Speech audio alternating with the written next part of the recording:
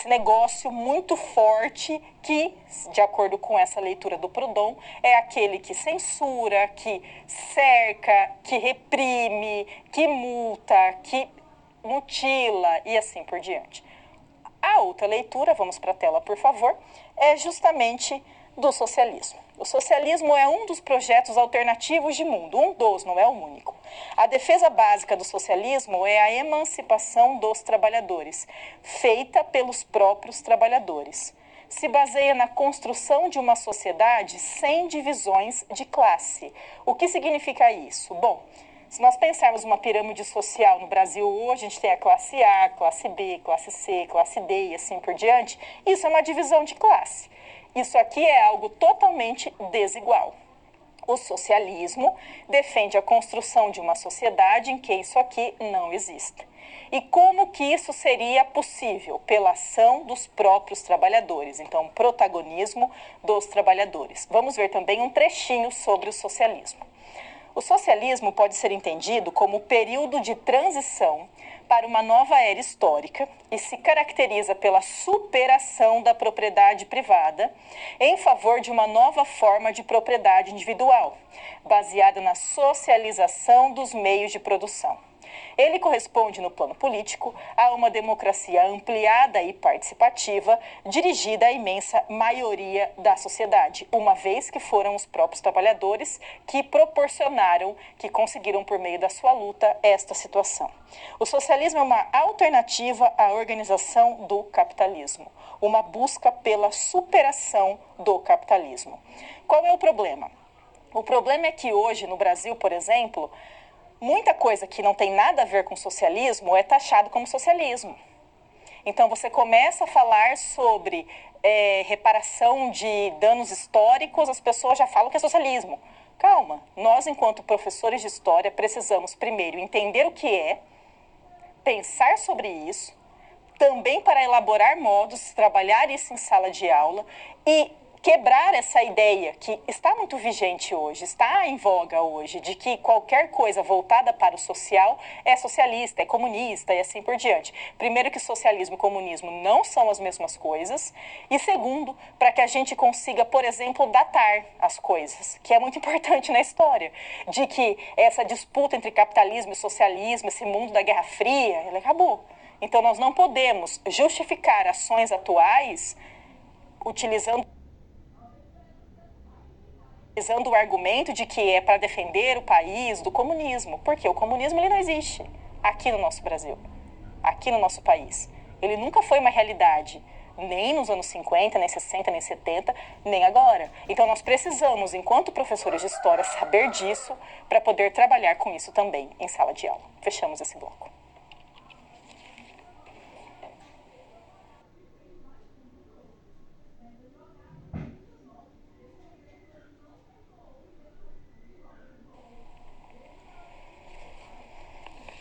As expressões do Hobsbawm, elas são muito bem pensadas para se referir a esse século, essa passagem de século ao século XX. Então, era dos extremos, era da catástrofe e assim por diante. Por quê?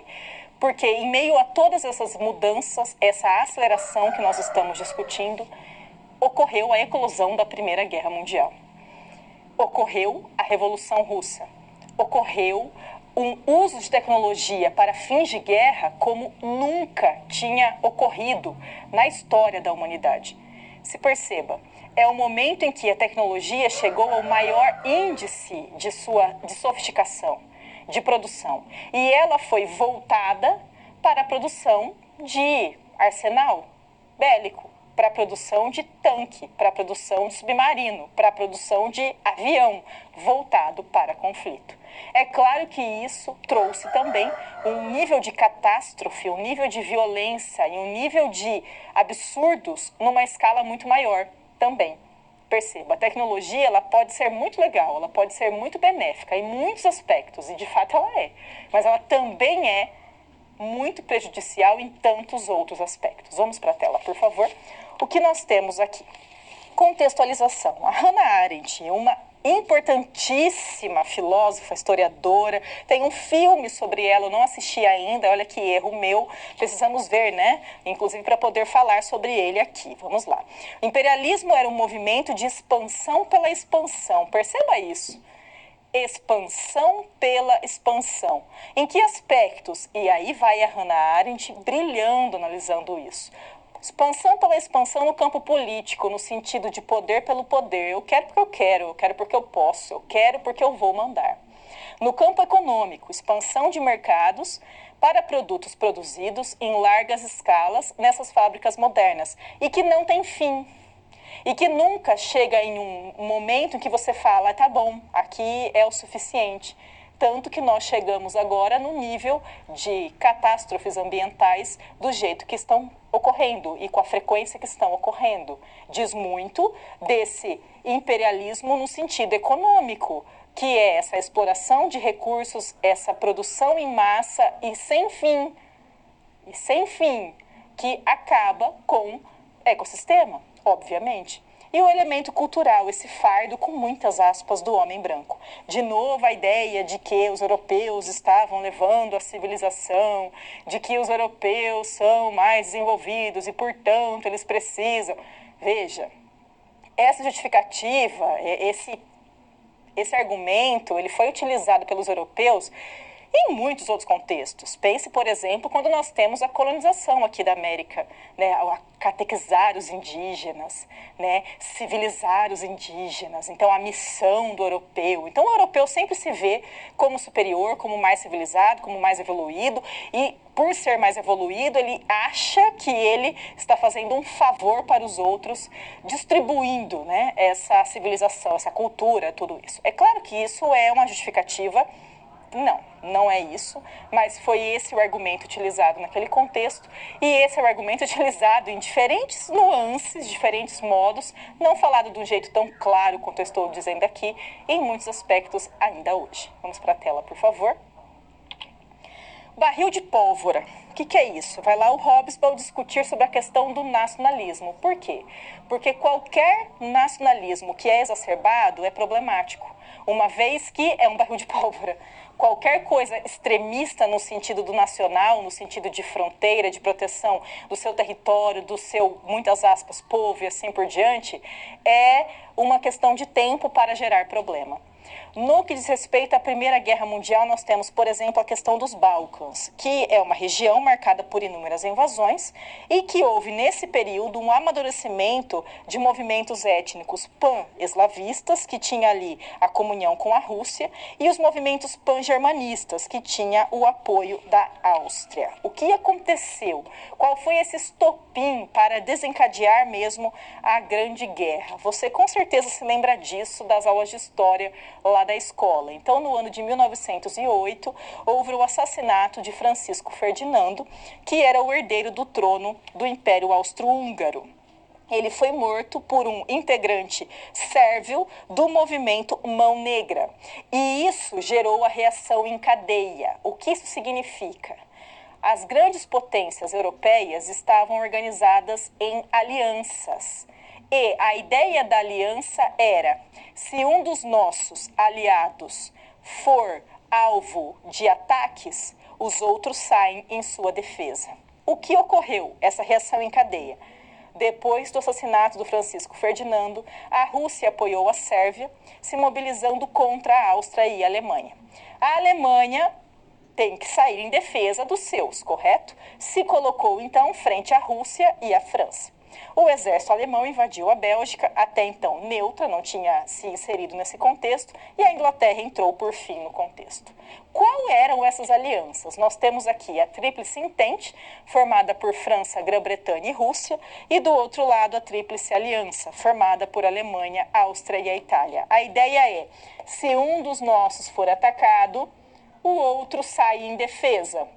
A partir do momento que um é atacado, o outro sai em defesa, o outro sai em defesa, o outro sai em defesa, nesse barril de pólvora, nesse nacionalismo exacerbado. E novamente o Hobsbawm, vamos para a tela, por favor, dizendo o seguinte: era um objetivo absurdo que trazia em si a derrota e que arruinou vencedores e vencidos, que empurrou os derrotados para a revolução e os vencedores para a bancarrota e a exaustão física.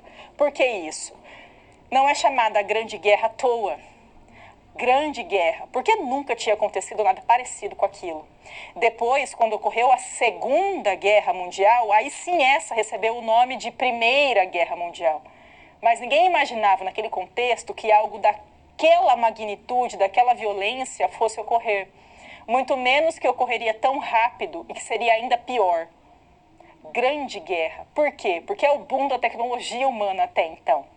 É o desenvolvimento de arma, de avião, de submarino, de tudo voltado para a guerra. Em um contexto de acordo com a Hannah Arendt, imperialismo no campo político, de poder pelo poder, econômico, dessa expansão econômica desenfreada e que nunca chega no limite de se falar, ok, está bom assim, parei. Não, não para, sempre visa aumentar a produção, aumentar a produção, aumentar a produção. É claro que isso gera um problema em algum momento. Fechamos esse bloco.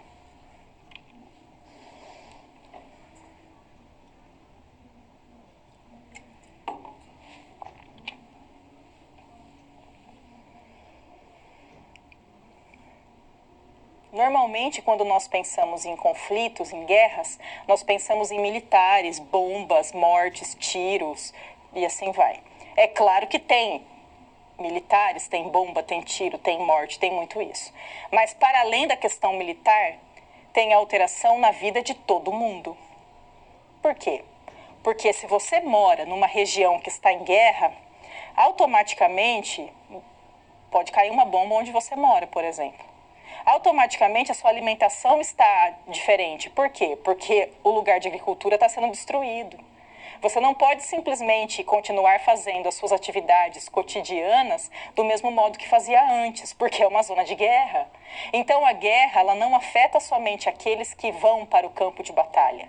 A guerra afeta todo mundo. Tem um livro, indico aqui a leitura para vocês, que se chama Vozes Roubadas, Diários de Guerra. Eu queria trazer, mas eu emprestei, então fiquei devendo nesse momento. Vozes Roubadas, Diário de Guerra, que é justamente diários de pessoas com diferentes idades. Então tem ali crianças de 10 anos, tem adultos escrevendo em diferentes conflitos, em diversas regiões. Tá? Então, se tem ali Primeira Guerra, tem Segunda Guerra, tem Guerra do Vietnã e assim por diante, falando sobre o dia a dia dele, no contexto de conflito. Pessoas comuns, pessoas que não foram enviadas para o campo de batalha, mas que tiveram sua vida completamente alterada pelo fato de uma guerra estar acontecendo. Vamos para a tela, por favor. Nós temos aqui, então, alterações no cotidiano. Um exemplo, Batalha de Verdun, que ocorreu em 1916, envolveu 2 milhões de soldados, gerou 1 milhão de mortos. A França perdeu 20% de seus homens em idade militar. Os britânicos perderam uma geração, 500 mil homens com menos de 30 anos. Perceba, as consequências dessa guerra, dessa e de qualquer outra, as consequências não acabam quando a guerra acaba. Por quê? Porque quando você tem toda uma geração morrendo num conflito, você altera tudo quando esse conflito termina. Além das mortes, além da tristeza, além da violência, além de tudo isso, se tem a questão de que a sociedade tem uma outra estrutura, tem uma outra organização, tem uma outra expectativa de vida, tem outro tudo. Então, nós temos que parar de pensar em conflitos, seja a Primeira Guerra, seja a Segunda, seja qualquer conflito, somente em sentido de aconteceu tal batalha, ou o exército brasileiro foi enviado de tal jeito, ou aconteceu isso naquele território. Nós temos que pensar também num sentido de cotidiano de todo mundo, inclusive desses que são enviados para o campo de batalha, porque eles seguem sendo pessoas num campo de batalha. Vamos para a tela, por favor. O que nós temos, então? Tecnologia de guerra. Alemães, que desenvolveram armas com gases tóxicos, os britânicos, que foram preponderantes no uso de tanques de guerra e o uso também dos primeiros aviões de bombardeio submarino. Esses que inclusive eram utilizados para bloquear o comércio de alimento. Veja, como eu disse, numa situação de guerra, não é só os militares que têm a sua vida afetada. Você bombardeia um navio que transportava alimento. Aquele alimento naufragou. Então, as pessoas têm mais dificuldade de terem acesso à comida. E eu estou falando só de um exemplo de comida. Imagine você vivendo, morando numa casa que fica numa região, numa zona de guerra. Eu não consigo nem imaginar isso, na verdade. É de uma violência que fica complicada mesmo. Então, tentar pensar sobre conflitos para além de números, para além de estatísticas, para além de quem saiu vitorioso, quem saiu derrotado e assim por diante. Vamos para a tela, por favor. Nas fases, a Primeira Guerra Mundial, ela costuma ser organizada assim para fins didáticos. Por quê? No início do conflito, houve o que é chamado de movimentação territorial. E nesse momento, houve um relativo equilíbrio entre aquelas duas alianças, a Tríplice Entente e a Tríplice Aliança. Já em 1915 e 19, houve essa fase de guerra de trincheiras, que foi uma novidade nesse conflito, que eram justamente esses buracos que os soldados cavavam para ali ficarem e tentarem atacar os exércitos adversários. Nesse livro, Vozes Roubadas de Áreas de Guerra, tem inclusive um soldado que compõe, um ou dois soldados que compõem uma pessoa que escreveu o diário, que ele fala sobre como era a vida ali nas trincheiras. Por quê? As pessoas na trincheira, elas não só estavam ali para atacar os outros exércitos, elas passavam muito tempo ali. Então, elas dormiam ali, elas defecavam ali. Era um lugar horroroso, era um lugar fedido, era um lugar sujo. Para além da questão de conflito, as pessoas estavam ali, então elas comiam ali, elas defecavam ali, elas dormiam ali. Imagina esse lugar, esse buraco na terra. É um horror, é o horror, é a imagem do horror, né? Vamos para a tela, por favor.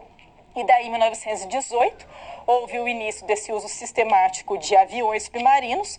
Também ocorreu nesse mesmo ano a saída da Rússia do conflito devido à Revolução Russa, que tivera início no ano anterior, né? E a entrada dos Estados Unidos, que foi um dos motivos que colaborou para que justamente a Tríplice Entente saísse vitoriosa dessa guerra. As consequências, mais de 10 milhões de mortos. Um enorme déficit econômico em todos os países envolvidos no conflito, sejam aqueles que foram taxados como vencedores ou aqueles que foram taxados como derrotados. E a reconfiguração no mapa geográfico e político da Europa. Num sentido político, nós temos a criação do Tratado de Versalhes, que acabou por responsabilizar a Alemanha pelo conflito. Desse modo, a Alemanha foi obrigada a determinadas sanções, que foi, por exemplo, a perda de territórios, o pagamento de indenização às nações que foram, com muitas aspas, vitoriosas no conflito, a redução do seu contingente militar, além da criação da Liga das Nações, que tinha justamente o objetivo de equilibrar, de mediar possíveis conflitos internacionais. A gente já pode perceber que, de fato, essa Liga das Nações não teve um sentido efetivo nenhum. Afinal de contas, pouquíssimo tempo depois, uma outra guerra começou, ainda maior, ainda pior que esta. Fechamos esse bloco.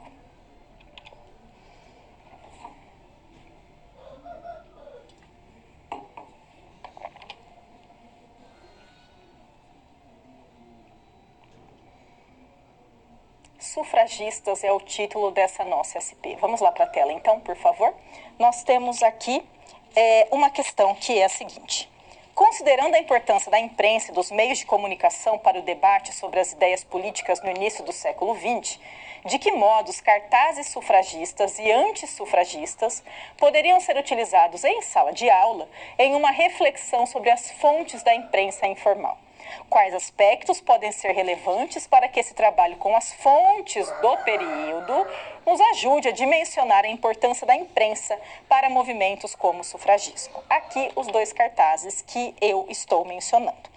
No primeiro deles, nós temos ali uma mulher segurando uma plaquinha, onde está escrito, né, leia nosso jornal, voto para as mulheres, ou seja, é uma mulher lutando pelos seus direitos e incentivando as pessoas, mulheres e também não mulheres, a lerem o seu jornal. E, inclusive, ela carrega um desses jornais em sua mão. A outra fonte nós temos alguns personagens, né? Então há uma mulher que está deitada na cama e num semblante muito bravo, né? Ela está ali gritando. Ao lado da cama, sentado numa cadeira totalmente desconfortável, tem um homem e ele segura sozinho duas crianças em seu colo e as duas estão gritando, né?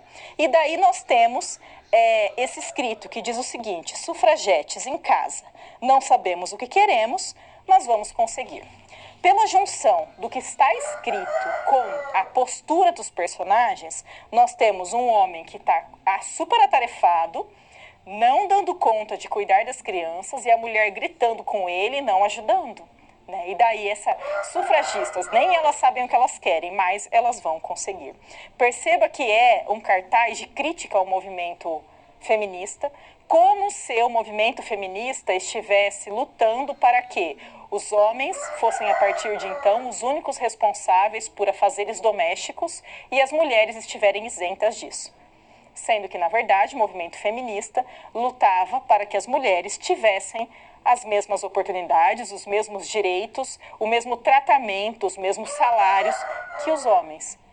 Equidade, igualdade e não uma inferiorização dos homens, ok? Vamos lá para a tela, por favor.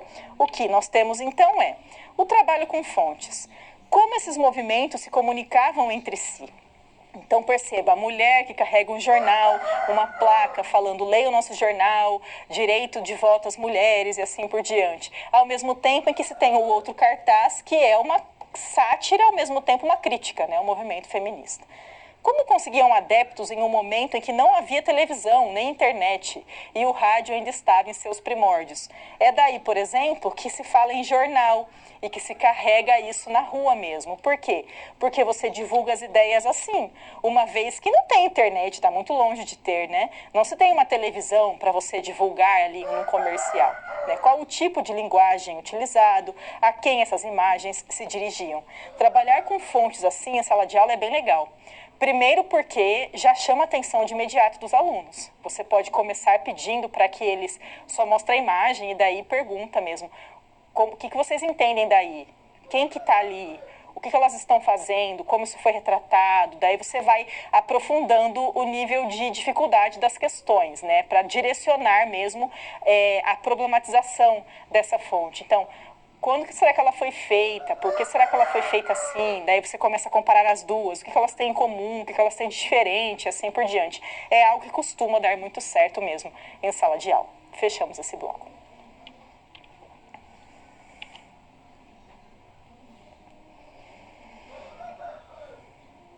Para nossa interação, uma questão de relação. Vamos lá para a tela, por favor. Qual a ligação entre a Primeira Guerra Mundial e a Revolução Russa? Pense aí um pouquinho a respeito.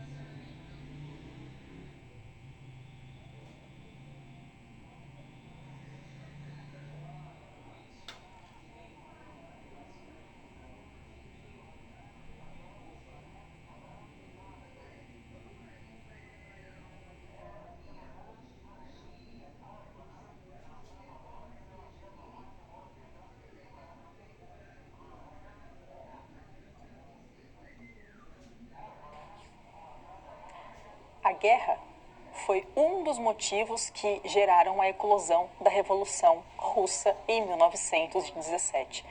Significa que, se a gente pensar na hipótese, se a guerra não tivesse acontecido, a Revolução Russa não teria acontecido, não dá para a gente saber isso. Mas a situação da Rússia, que já era bastante ruim, um poder totalmente centralizado na mão do czar, uma desigualdade social absurda, uma miséria da população muito grande. Quando isso se somou à eclosão da guerra, à entrada da Rússia na guerra, ao gastar verba para manter o exército russo no conflito, piorando a situação ainda mais da população na Rússia, tudo isso colaborou para que, de fato, eclodisse a revolução.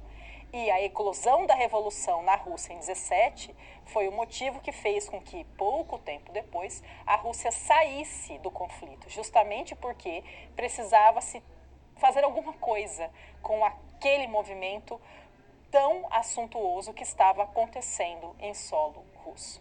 Fechamos esse bloco.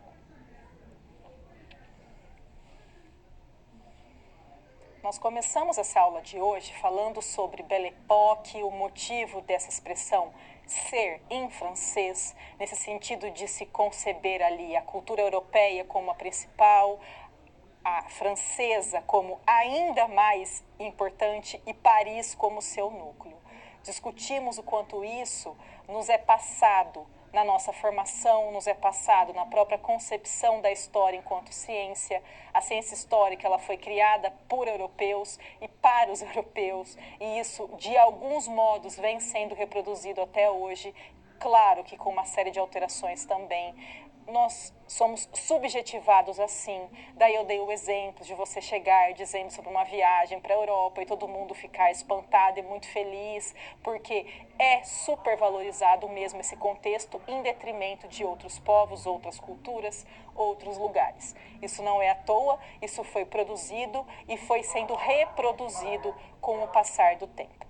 Claro que hoje nós temos uma série de outras leituras, uma série de questionamentos a respeito disso, mas não significa que essa visão ainda não seja predominante, ok? Vamos lá para a tela, por favor. Daí falamos sobre usos da tecnologia. Por quê? Falamos sobre taylorismo, fordismo, essa aceleração no ritmo de trabalho, essa racionalidade que passou a ser tão presente no ambiente de trabalho, mas que não se limitou ao ambiente de trabalho.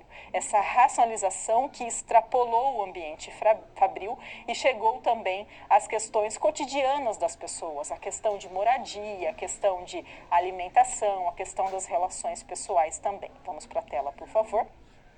Falando sobre alguns movimentos e novas teorias, então começando pelo feminismo, ali inclusive discutindo um pouco a respeito da articulação entre o movimento feminista inglês, parando para pensar sobre as ações do movimento feminista dos Estados Unidos. Importante frisar, como disse também, que é uma luta e é por meio de lutas que se conquistam direitos. E que mesmo direitos conquistados, eles podem ser colocados em xeque novamente. Não significa que ele foi conquistado, ele está assegurado para todo sempre. Ele pode ser questionado, inclusive. Falamos sobre anarquismo e as variações que ocorrem dentro dessa visão de mundo, mas que o ponto em comum é justamente entender o Estado como a fonte de boa parte dos males que assolam a sociedade. Falamos sobre o socialismo e a dificuldade, inclusive, de se trabalhar com esse tema hoje em dia nas aulas de história. Na graduação, na escola, tanto faz. Porque muito do que hoje é dito em rede social no Brasil, principalmente, é taxado automaticamente como socialismo, como se nós ainda vivêssemos a época da Guerra Fria. Então, isso é anacrônico, isso não faz sentido, isso está errado. Então, nós, enquanto professores, e principalmente professores de história, precisamos primeiro conhecer isso para daí poder, de fato, trabalhar de forma correta com essa temática em sala de aula. Falamos sobre o surgimento ali da psicanálise e a leitura da psicologia enquanto, ao mesmo tempo, algo individual e algo social, no contexto em que eclodiu a Primeira Guerra Mundial e todos os destroços que isso ocasionou. Pensando em indivíduo, pensando em sociedade, pensando nos países que foram vencedores no conflito e também naqueles que foram derrotados no conflito, uma vez que as consequências, as mortes, os desastres eles ocorreram para todos aqueles que foram envolvidos. É claro que para alguns foi ainda pior, mas não significa que foi bom para alguém, né? Então, esse sentido de tentar ver os conflitos para além de números, de nome de batalha, de quantos soldados foram enviados e assim por diante, e entenderem questões de que também afeta outras pessoas, mesmo que elas nem tenham sido enviadas para o conflito. Eu espero que você tenha gostado dessa aula e que procure ler mais a respeito disso. Perceba que nós falamos sobre muitas coisas aqui também. E é necessário que a gente tente se aprofundar sobre isso. E te aguardo na próxima aula. Tchau, tchau.